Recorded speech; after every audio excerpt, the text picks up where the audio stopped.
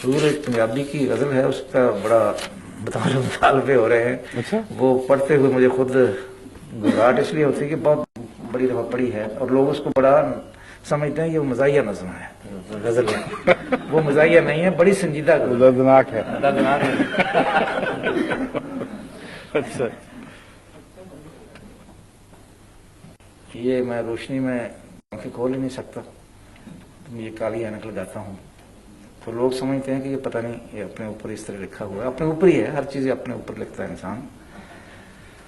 अखां दी रखवाली रख, बहुत अच्छा। अखां दी रखवाली अख ते ऐनक भावें काली रख। बहुत खूब है।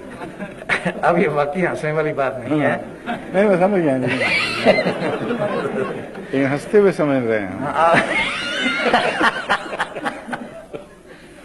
अखां दी रखवाली रख, भावें ऐनक काली रख, और चन्ना दिल दियां गल्लां नूं, चन्ना दिल दी। आप पंजाबी शायद नहीं समझते, मुझे अफसोस है इसका। हाँ समझते? अच्छा अच्छा अच्छा अच्छा जी। माशाल्लाह। चन्ना दिल दियां गल्लां नूं, गल्लीं बाती टाली रख। दिल दी गल्लां नूं चन्ना दिल दियां गली गल्लां बात नूं, कर, ठीक। गल्लीं बाती टाली रख। टाली रख। और उत्तों रावण नचण दे, उत्तों रावण नचण दे, विचों राम दिवाली रख। वाह वाह,